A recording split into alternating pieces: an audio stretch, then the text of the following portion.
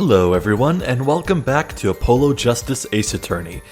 Previously, we began court and began cross-examining this guy, Spark Brushel, who is a character and a half. He says he's a reporter who tried to get an interview with Drew Misham, the victim in this murder case. But in court, we were able to prove that Brushel knew that Drew was a forger. And so the reasons for why Brushel might have been visiting him are a bit suspect. And now Brushel's giving one last testimony here that's being more concise about the actual situation around the death, so let's get going here. The only other person in the studio that night was the defendant. It was Vera who poured the coffee. She'd admitted it much herself. The only thing that touched Drew's lips during the interview was that mug. And nothing left that studio after he died. Nothing. Clearly the only one who could have poisoned him was his daughter. A nice testimony. Clear, succinct, and without room for doubt.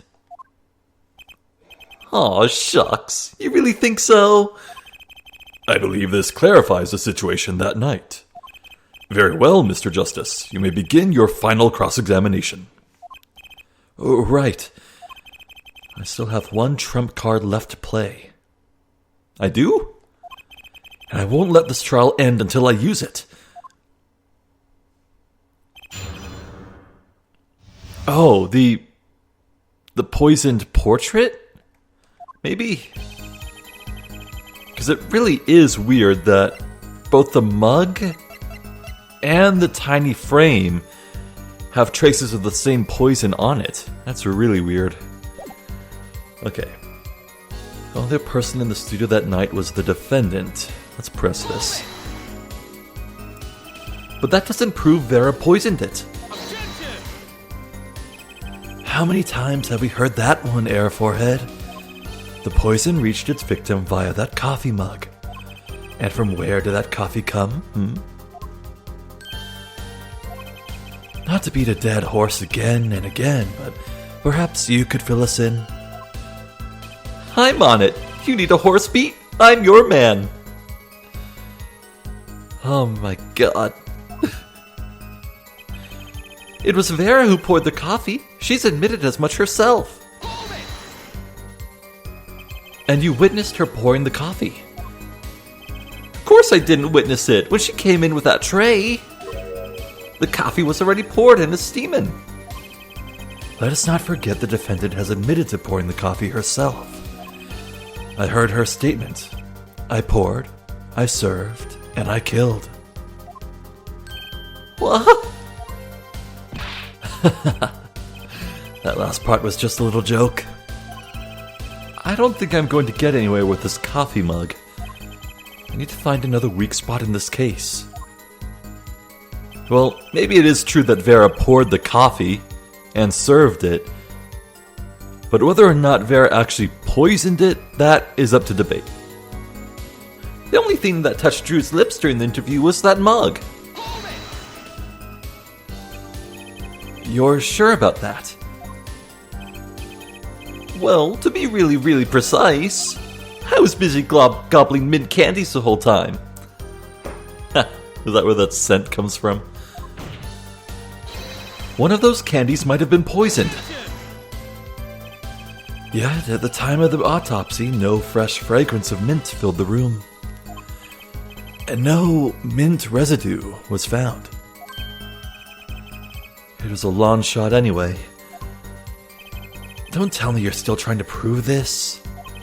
You think the victim ate, drank, or otherwise ingested something other than coffee? Well, Mr. Justice, if you have some proof. Possibility is there, I can feel it, just maybe not prove it, not yet. And possibility isn't going to cut it, not now. Mr. Misham ingested that poison via a route other than that coffee. Oh. Really now? I guess this is where we bring up the portrait? Let's give that a shot. Proof? is possible. I gotta risk it. Oh, excellent. Let's see your proof then. Please show us your evidence. What evidence shows that the victim wasn't poisoned by his coffee mug? The tiny frame? This is probably not it, is it? Must I explain this over and over and over? We don't need possibilities, Air Forehead. We need proof. I know that. You should also know that every proof has its moment. Perhaps you're a bit early.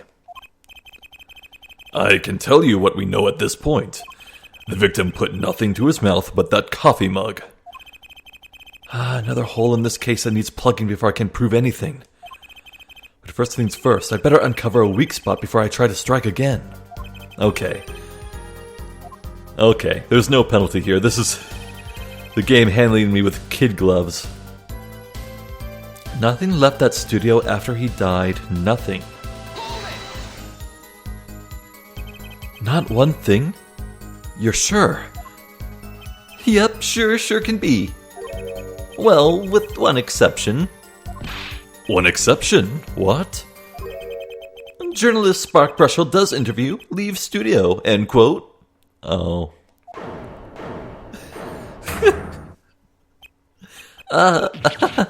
Come on.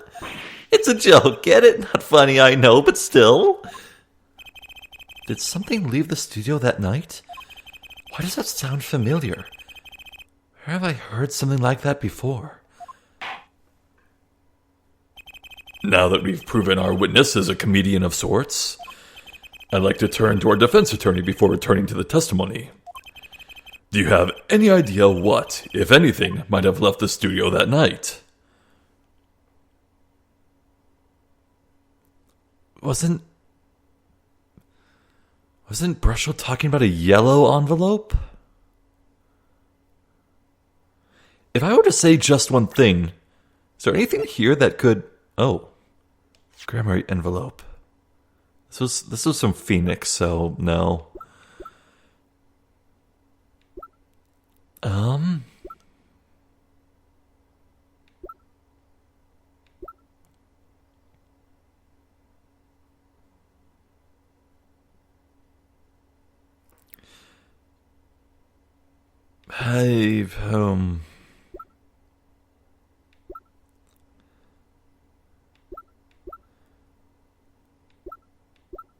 I'm not sure.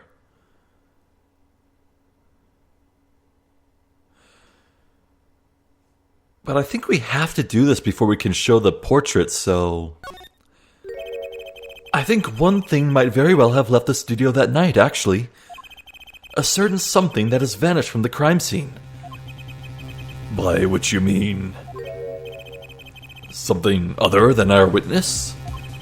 Of course. Don't tell me. Vera Misham? Believe me, any comic relief I may provide is entirely unintentional. Then let's see what you've got for us, Mr. Justice. Well, this thing wasn't at the scene of the crime, so I can't show it to you. But I do have evidence that shows how it could have been taken from the scene. I was thinking this, the letterbox. This is the only link between the studio and the outside world. A letterbox.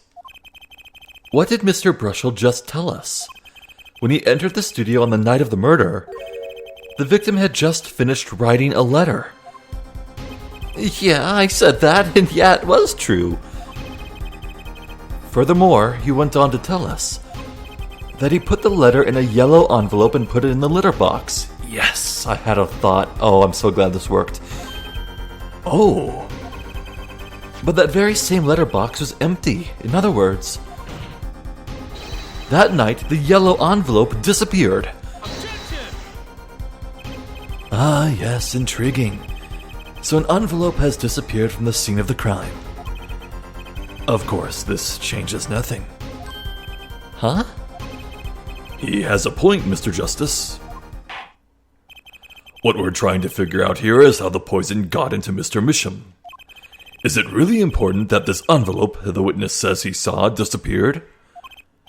Well, if it did disappear, then something did leave the studio that night. That seems very important to me.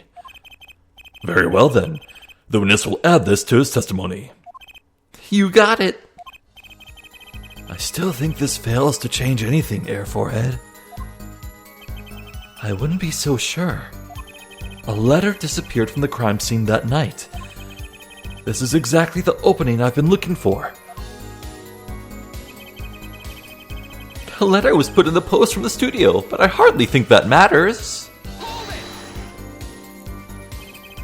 Nothing could be more serious than an envelope disappearing from that studio. And you were hiding that fact from us. Yes, well, actually... I don't argue the possibility that a letter disappeared from that studio. But Air Forehead, isn't there a much more serious question before us? Right. How Mr. Misham was poisoned, I know.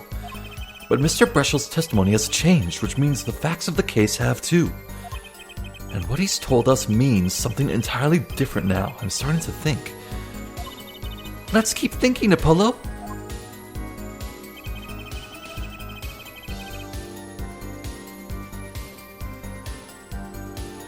Clearly, the only one who could have poisoned him was his daughter.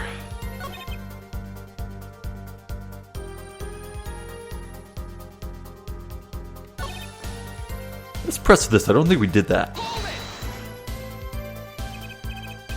You say clearly as though it were obvious.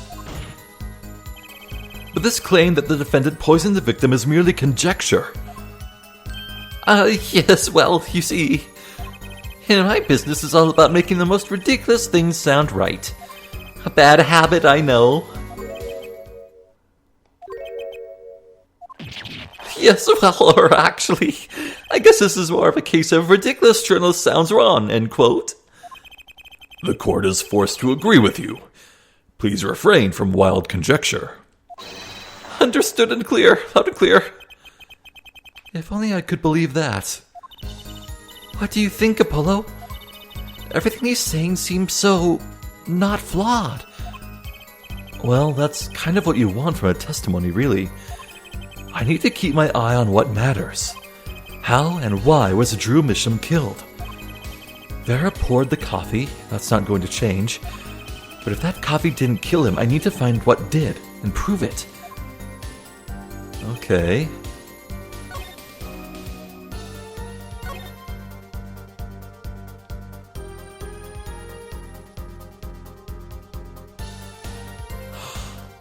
Oh! I just had a thought. Zephyr just had a thought. Ooh! How do you seal an envelope? How do you seal an envelope? You lick it. You lick it so it sticks shut. Oh, baby.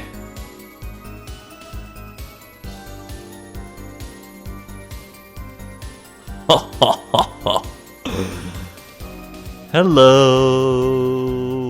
Okay, how do I prove this? A letter was put in the post from the studio, but I hardly think that matters. Is this where we say, no, this does matter? Okay, we press this.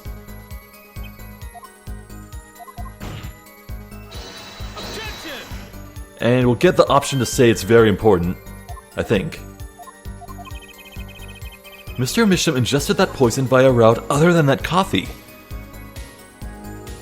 I can prove it? Proof is possible. Here goes nothing. Maybe not. This is the same. Oh, maybe not. I'm not getting the auto skip. Okay. You do understand what we need, yeah? Proof, Air Forehead, not possibilities.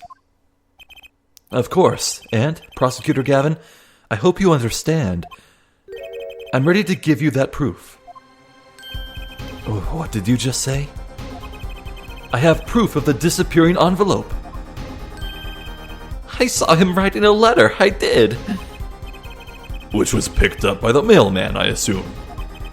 Of course, which means that envelope had a stamp on it. A stamp? Oh. As we all know, stamps come with dried glue on the back. In order to use that glue, you have to wet it by licking the stamp.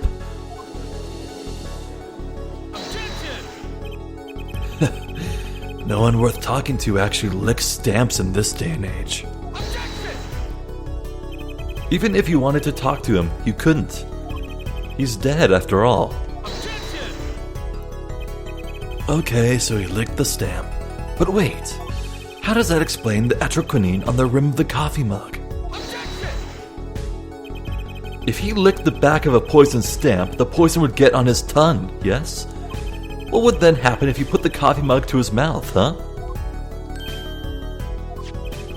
Those traces on the mug weren't the killer's doing. It was the other way around. What? The coffee mug didn't poison Mr. Misham. Mr. Misham poisoned the coffee mug himself. Order, order, order. But that doesn't... Does it? Recall, if you would. Atroquinine is a slow-acting poison, yes? The poison entered his body when he put the stamp on that envelope. But his time wasn't up until the very moment he touched his lips to that cup of joe.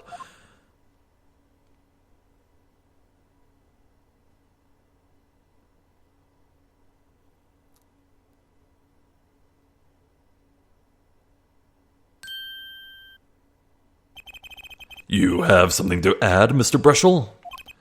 Uh-oh. His nose is picking up another scent. As I believe I mentioned earlier.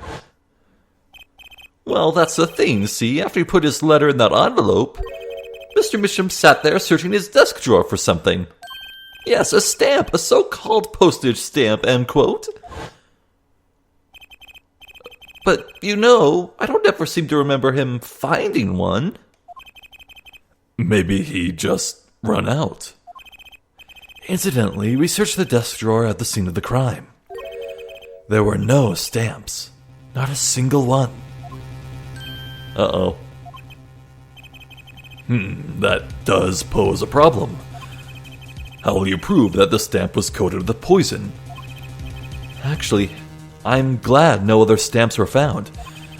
It makes proving the stamp he used was poisoned possible. Good show, good show. You can't even prove there was a stamp at the scene in the first place. Well, let's hear what the defense has to say anyway. Where's your evidence that proves the existence of this poison stamp?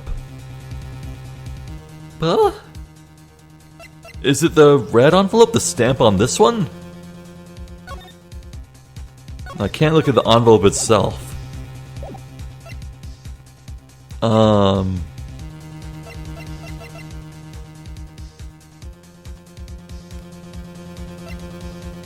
Oh my god, the tiny frame is just large enough to be a perfect fit for a postage stamp. Oh, wow. That's weird, but okay, this works. Well, that certainly is a cute little frame, and by little, I mean really little. It was on the victim's desk, Your Honor. Quite empty, as you can see for yourself. I noticed that too during my inspection. So what? Apparently you weren't as observant as you should have been. You see, when you saw this frame, it was missing something quite important. Missing something? Yes, a pale bluish stain on the inside of the frame. Atroquinine residue. What? Why wasn't I told about this? The frame is only 2 inches square. The face of the frame is even smaller. Maybe an inch wide at most. You aren't saying... Oh, but I am. Tell me, what fits in such a small frame? A commemorative stamp, perhaps? Order, order, order! The poison stamp was in this frame? Impossible. But Prosecutor Gavin, why would he put something like that on his desk? Don't tell me he had it there so he could commit suicide if the mood struck. You know, can I say something? I had a thought, see? What, Mr. Brushel? And please stop jittering around like that. The victim was a forger, right? There's a lot of money in that line of work. Forger forges friends, makes enemies too, end quote. So the poison stamp might have been a murder weapon aimed at him.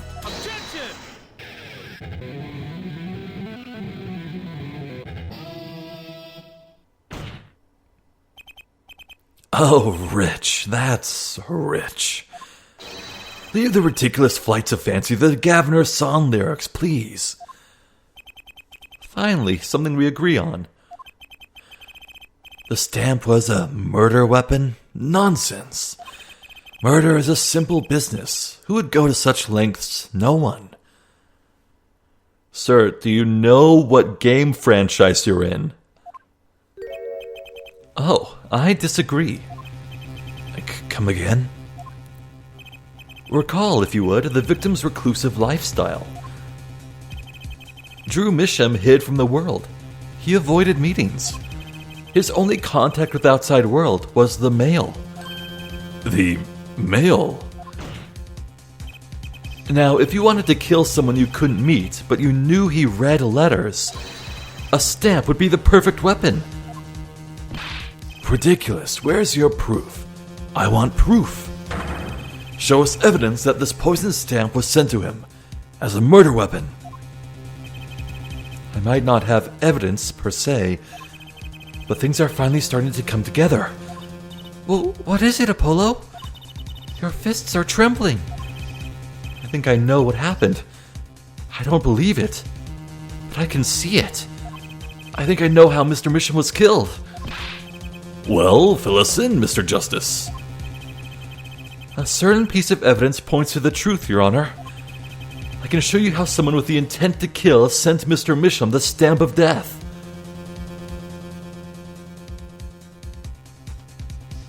Huh? I can?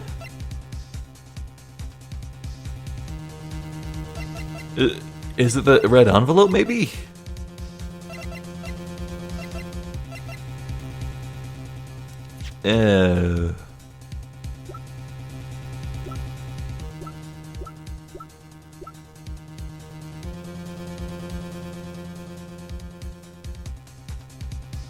Let's check this.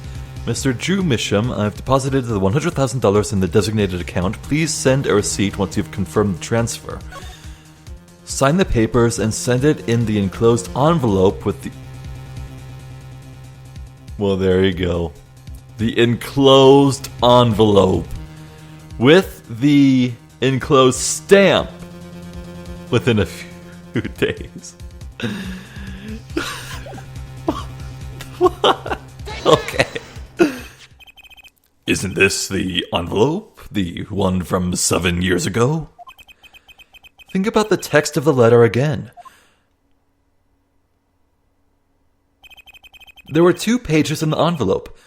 This is page 1. And this is page 2. I want to draw your attention to one phrase in particular. Send in the enclosed envelope with the enclosed stamp within 3 days. The enclosed stamp, Your Honor. Oh! In other words, if I have this straight, the stamp, poison, on the stamp, lick, lick, gasp, end quote.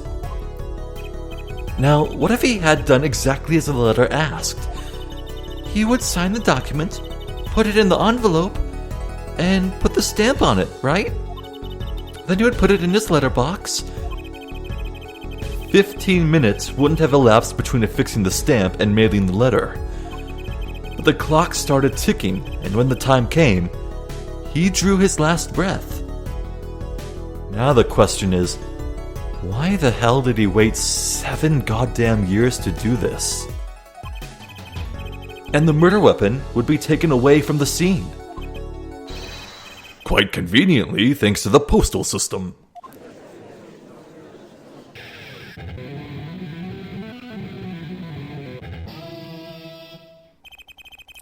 Such a splendid imagination you have, Air Forehead. Let me confirm one thing with you, if I might. So this poison stamp was inside this envelope from 7 years ago, yeah? Is that what you'd have us believe, really? Don't tell me a troconine has a shelf life. Well, it is a little bit of a stretch, but there's a possibility. Yes, a very small possibility. How small, I wonder? A poison stamp in this envelope. A stamp that became the murder weapon. How do you intend to prove this seeming coincidence? Oh, well... Ack! It was 7 years ago, and we don't even know who sent that letter. And your answer is silence, I see. Very well, I move to... It's not nice to pick on the Fräulein, Clavier? What? What?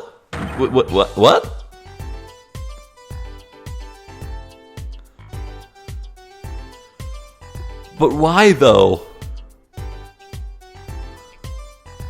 So, this is weird, but okay. What?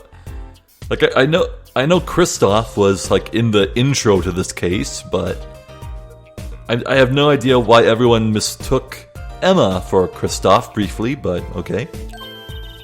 Well, like my Christoph Gavin impression? Did I sound like him? Oh. Don't quit your day job. Don't you have a crime scene to be looking after, Fräulein Detective? Someone has to come dig out all the mess you're making in this case. Mess? You know, none of this would happen if you just trusted in science a little more. You can find out if that stamp was in that envelope. Easy. Yeah, just open it up and do a swab. Care to explain yourself, Fräulein Detective? Glare at me all you want, but science is on my side. It's all in the residue, right? That's right! The poison detection spray! Produce the red envelope at once. You can open it on the authority of the court. Careful you don't touch anything. Oop. Oh, I touched the small screen, that's right.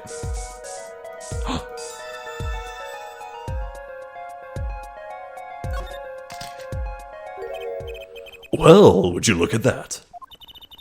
No mistaking it. That's a troconine residue. I don't believe it. A murder weapon from the past. Now, 7 years later, it bears its fangs at last. Objection! Absolutely outrageous. Tell me why. Ain't nothing but a heartache. Why did this murder take place 7 years ago? Well, there's one possibility. Maybe Mr. Misham figured it out. Figured out what? He realized that the person who sent that letter wanted him dead. So he sent his reply with a different stamp. And put his decisive evidence in a frame.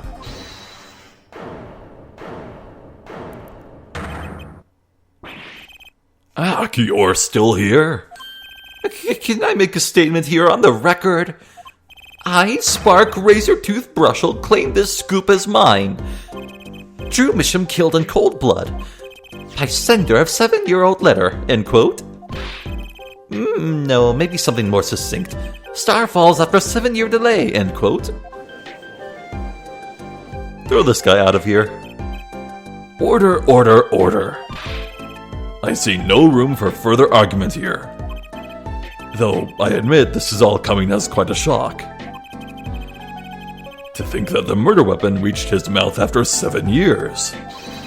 Stamp his ticket straight to afterlife, end quote. Oh, I think the witness is bad influence on our judge. I see no need for further debate on this matter. The sender of that letter 7 years ago could hardly have been our defendant. Apollo? I think we just won. Very well, this court finds a defendant.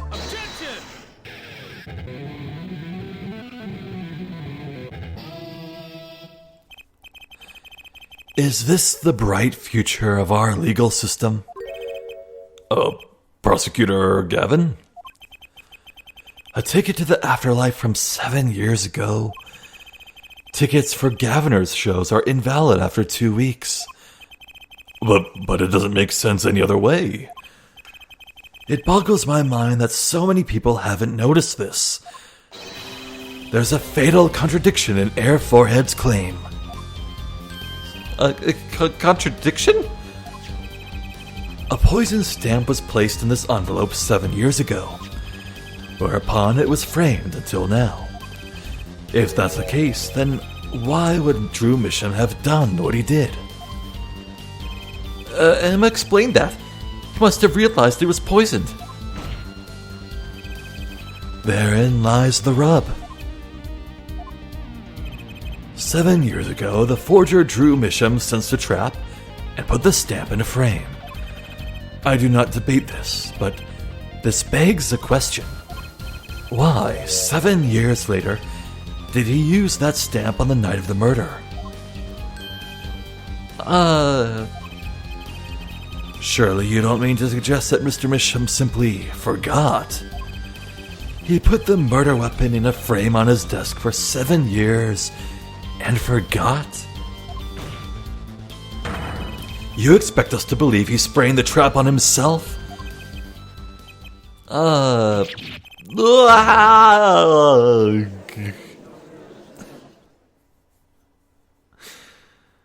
Well, yeah.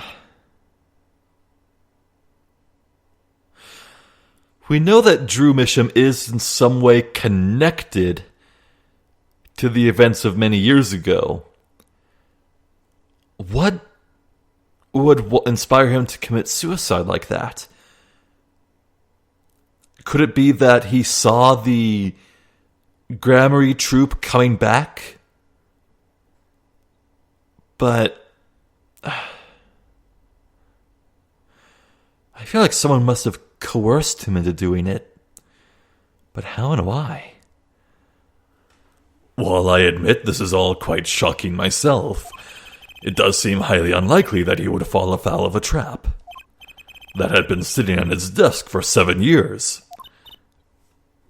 Apollo? I don't think we're winning anymore. Well, let's call Vera up to the stand and have her talk about the portrait.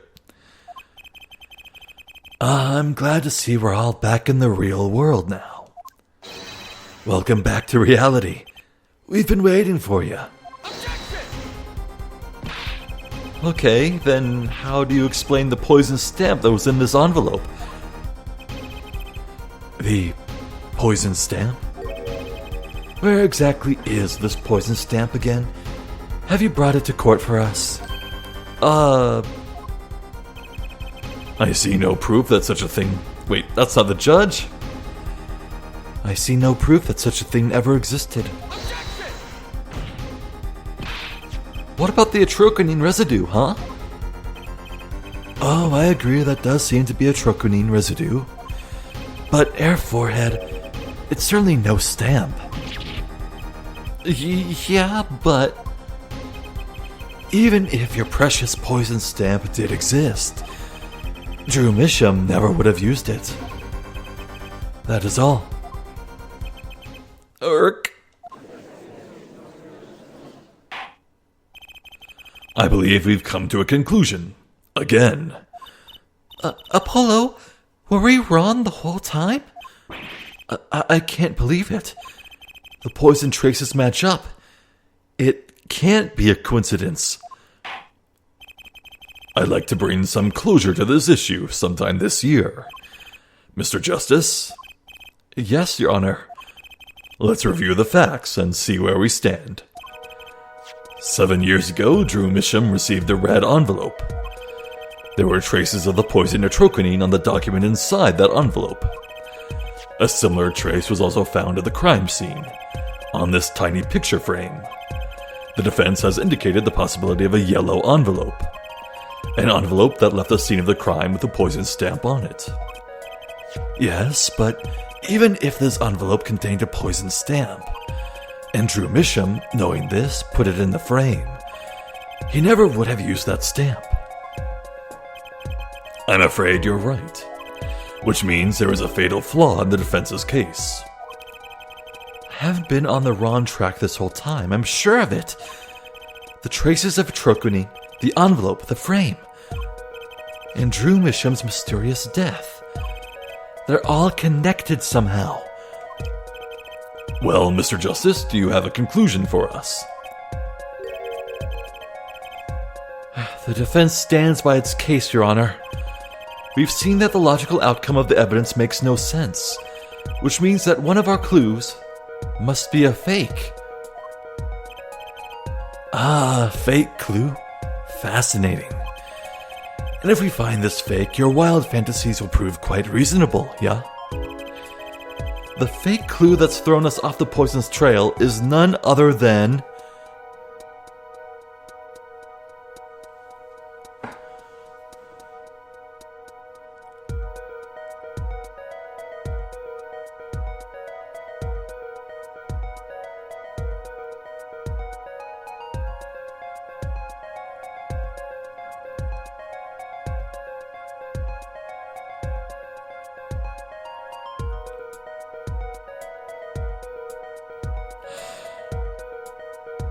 Okay, how could it possibly be Drew Misham? His autopsy states that nitroquinine was found in his body. Yeah.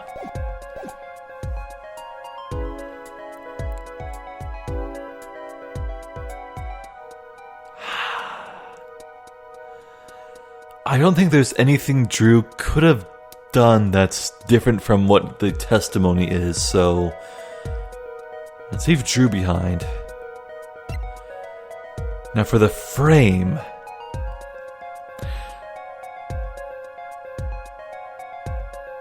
Oh. Is there any proof that it was on his desk for 7 years?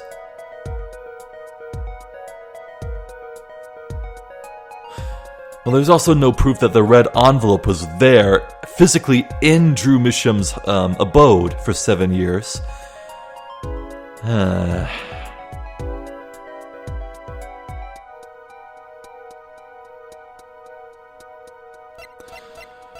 So maybe it's not a matter of whether or not they really were there at the location.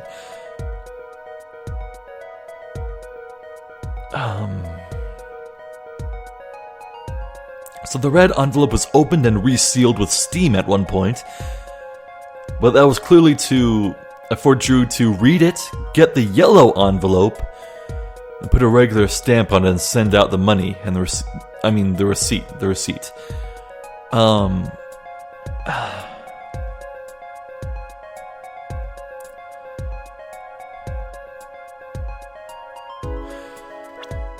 I could trial and error this, but I really want to puzzle this one out on my own. Found in the victim's desk drawer.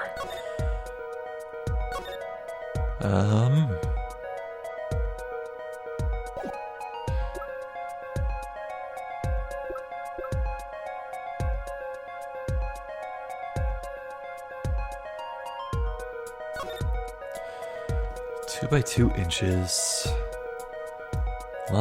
Lots of places something like this could hide.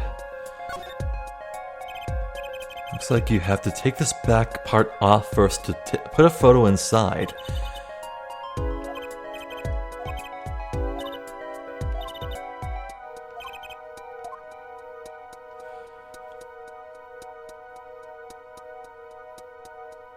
Maybe it's weird that Drew put it back together after you took the stamp out? Oh, boy.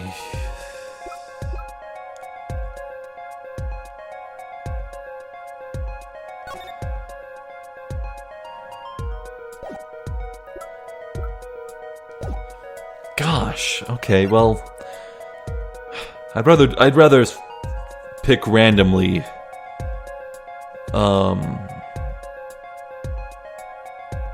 I'd rather pick randomly than just sit here wasting time. So let's try the frame.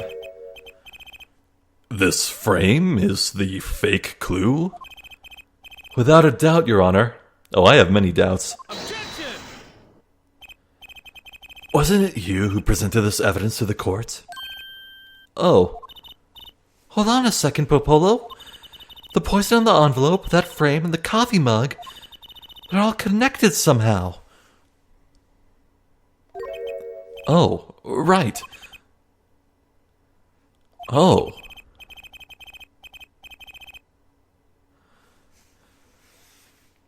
Well, the one thing that connects the coffee mug, the envelope, and the frame is Drew Misham himself. Oh.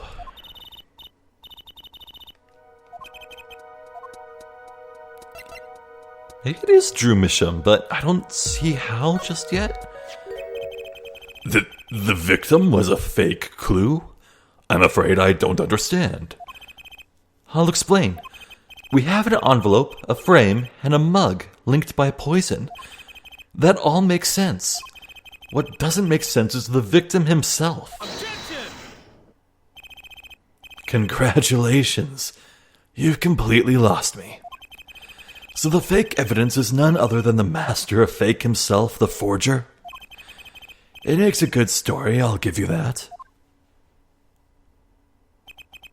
The fake clue, fakes, forgeries.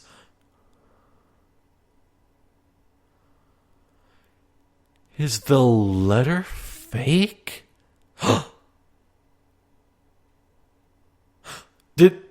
You don't suppose Drew Misham faked the red envelope to maybe show it to Spark Brushel? To make a good story? Oh, I know that face. That's the I just had an idea face. I don't know if I'm right, but I'm going with it anyway. What if our forger is the fake? Come again? 7 years ago, our forger sniffed a trap and stepped aside. 7 years passed. Now the forger stumbles into that very same trap and dies. Why? That's what I want to know. Because the forger who was killed was a fake.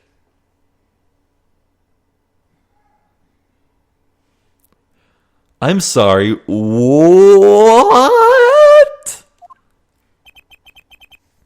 Here we are again.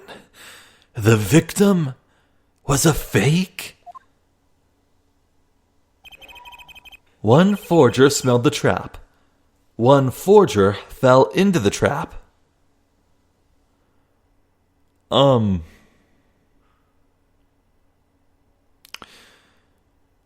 You know, Valent Gramarye's kind of a master of disguise? But like, if Valent could disguise himself as Lemure, then he could disguise himself as Drew, but that would mean weird things? That's two forgers, and one of them was a fake.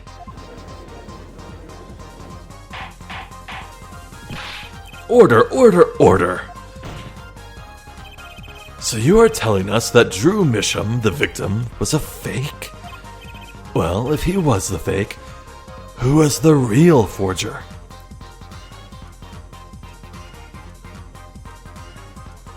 Oh no! Of course, I'm such a dummy. You'd better not be claiming there was some kind of switcheroo. I'm afraid you're going to have to back up your story. Mr. Justice, show us who the real Drew Misham was. If Drew Misham wasn't the real forger, there's only one other person it could have been. Understood, Your Honor. Forger Drew Misham was himself a forgery. The real forger was his daughter, Vera Misham. There can be only one explanation, really. The real identity of the forger known as Drew Misham is none other than his only daughter, Vera Misham.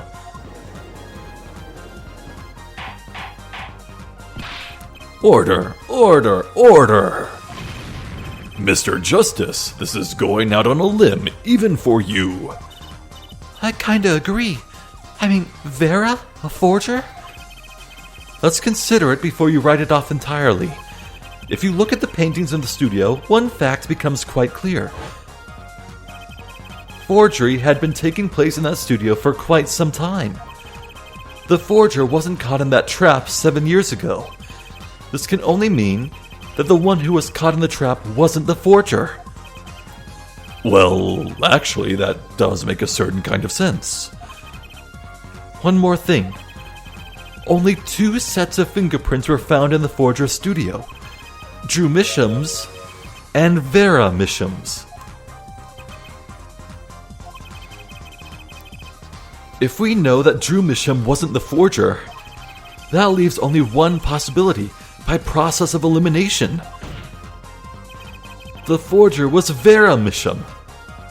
Well,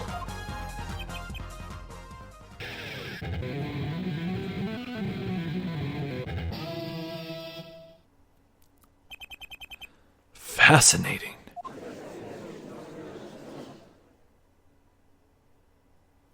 About time you took the stand.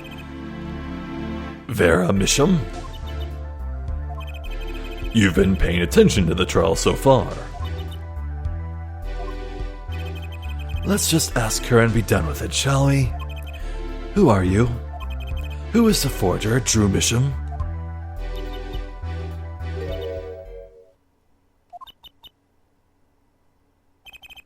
Was that an expression of emotion I saw on her face? She's staring holes into Prosecutor Gavin's face.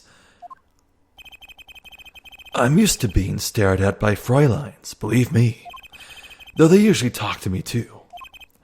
Tell us, were you the one who forged those works of art?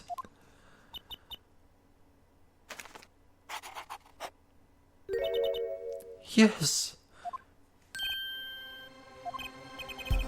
So the forger, Drew Misham, was you.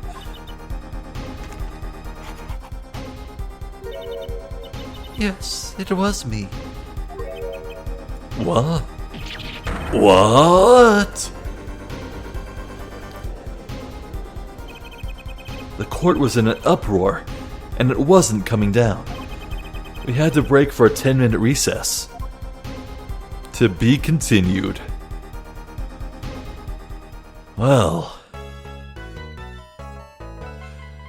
that is one interesting development.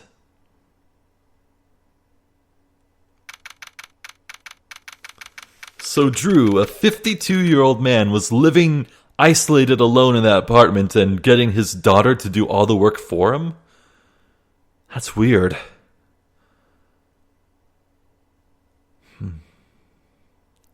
So one half of that apartment was all artistry stuff.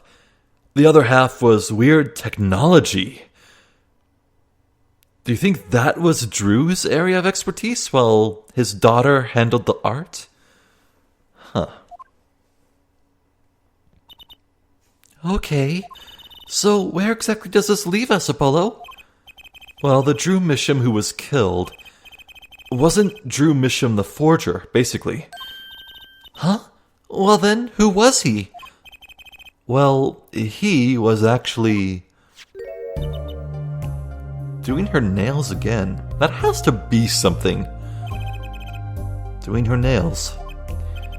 So, you really made those forgeries?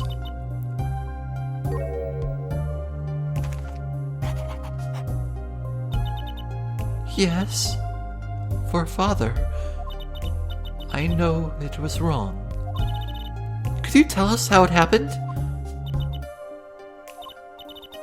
My father was a painter. I loved painting ever since I was a child. One day, Father saw it in me.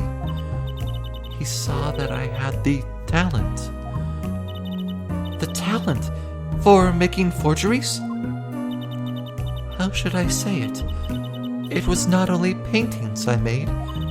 Given the materials, I could make anything. Anything? Father was so proud and I so happy. But in the end, I was making those forgeries. I've never had a good constitution nor personality. I know very little of the world outside my door. Now, because of me, Father is... Do you know about this red envelope? I remember that envelope. It was some time ago. So you were already creating your works back then? I started when I was only 12 years old.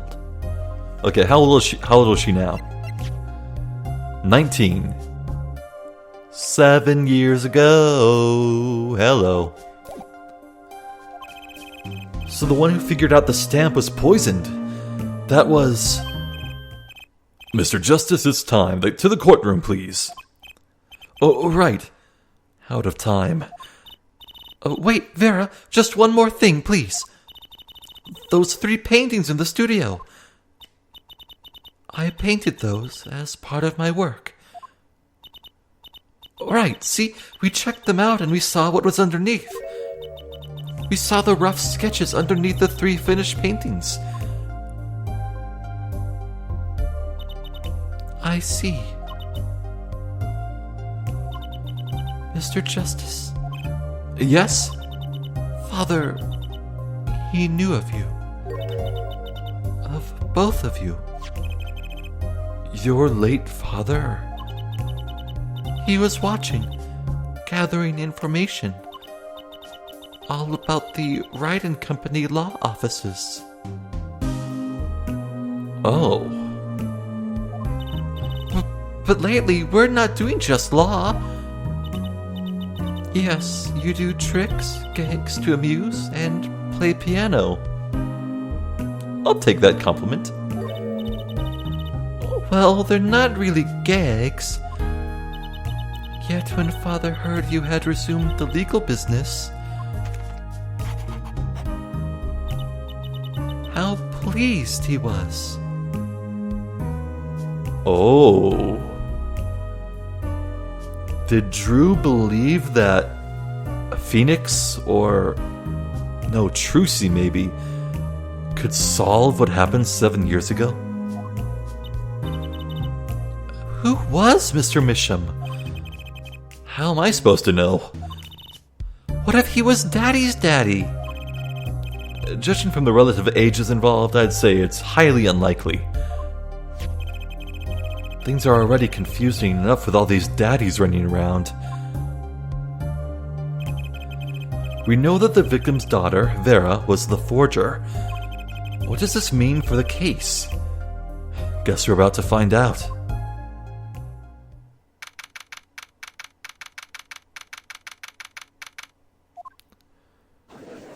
Well, okay then. Court is now back in session. No, it is not. Still need another recess, Mr. Judge. Wow.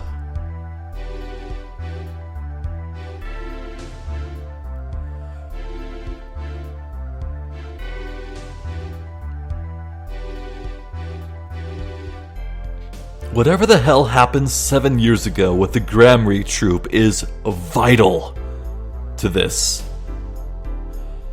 Absolutely vital. The question is, though, how could we possibly learn anything more about it?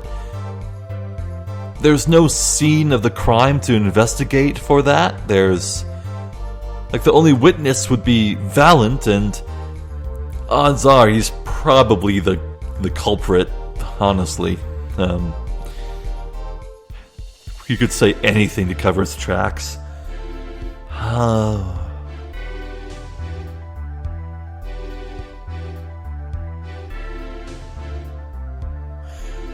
Well, there's one thing I know for sure.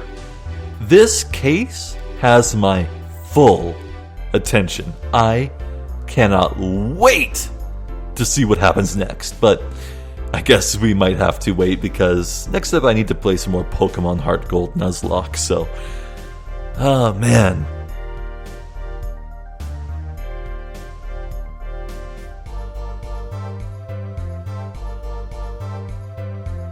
So, man, did Vera never tell her father that the post stamp was poisoned? Really, after all those years? Drew never saw it on the counter or the table, never asked what the deal was? Well, maybe he did, but maybe Vera just lied about it. Maybe she just lied and pretended that everything was fine, there was no poison, there was no assassination attempt, so she wouldn't scare her father. She was trying to spare him the fear. But if that was the case, why? Why would she keep it? Why not just throw it in the trash and be done with it? Oh, that's so weird. But these are questions that will probably be answered next time, so...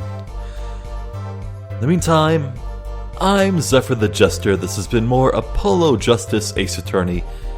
Thank you for watching, and hopefully I'll catch you next time. So until then, please take care.